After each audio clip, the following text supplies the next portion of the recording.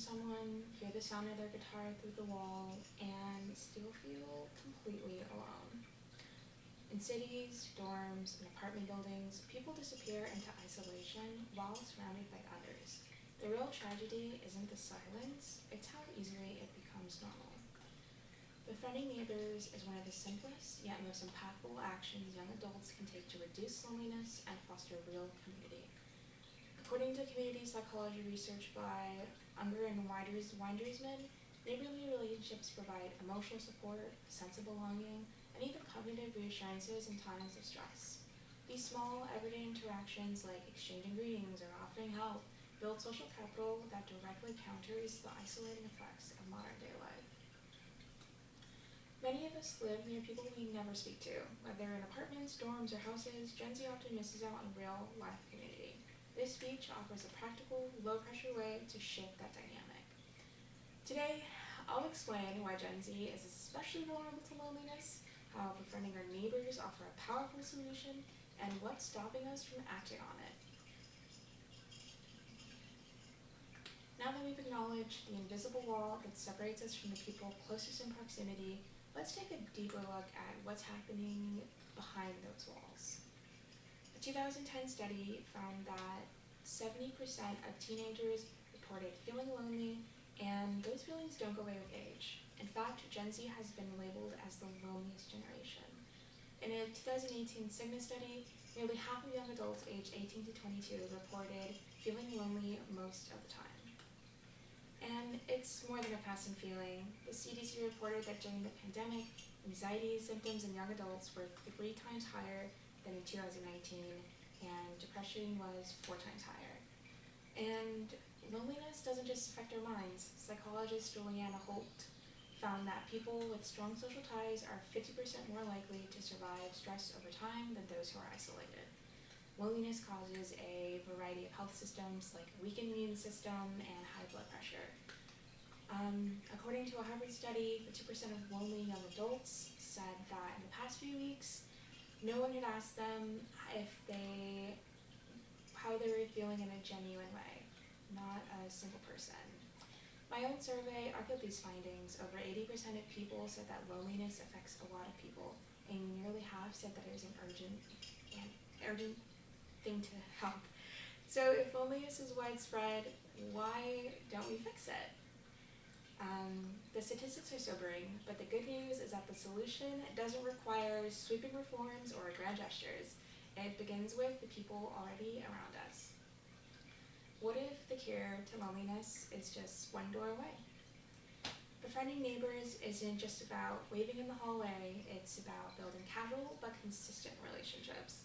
It's sharing a conversation while waiting for the elevator. It's offering to help water someone's plants. It's knowing that someone nearby might actually notice if you're okay. These relationships, though often informal, create a strong safety net. Studies show that the presence of neighborly support is linked to improved mental health, emotional stability, and physical well-being. Holt's meta-analysis found that strong social connections, like the ones that can develop between neighbors, can reduce the risk of early death as much as quitting smoking. And it doesn't have to be complicated. In my survey, 75% of respondents said that they would talk to the neighbors if they felt the person was trustworthy.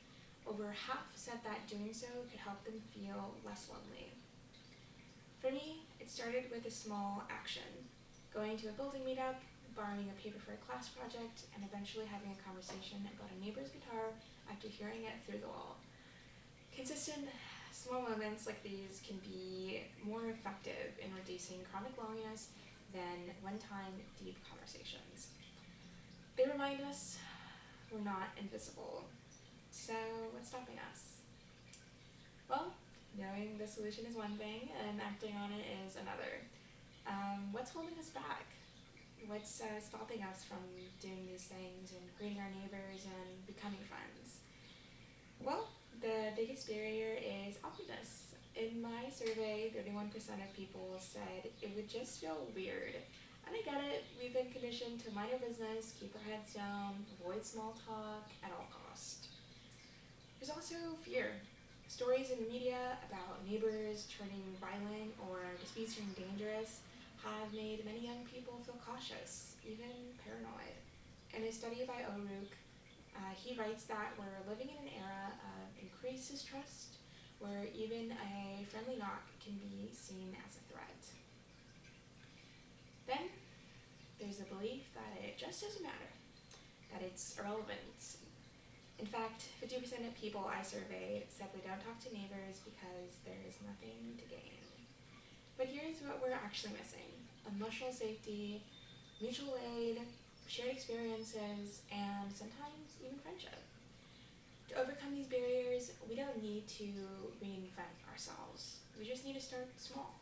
A smile, a hello, a question about their dog, or even a shared Discord channel about plants. Start where you are with what you have. In conclusion, these barriers are real, but they're not immovable. We've explored the problem, the potential, and the roadblocks. Now, let's return to the moment we started with and imagine what changes if we choose to act. We began with the truth that's easy to overlook, that isolation can exist even through paper-thin walls. As we wrap up, I want you to sit with that. How many moments of connection have passed by, muted by fear, indifference, or habit? What would it look like if we chose to break this silence? Befriending neighbors can transform your day-to-day life. It can shift your space from somewhere you exist to somewhere you belong. And it might just pull someone else back from the edge of silence too. The next time you knock or hear a guitar, answer it. Your next friend might live one door away. Thank you.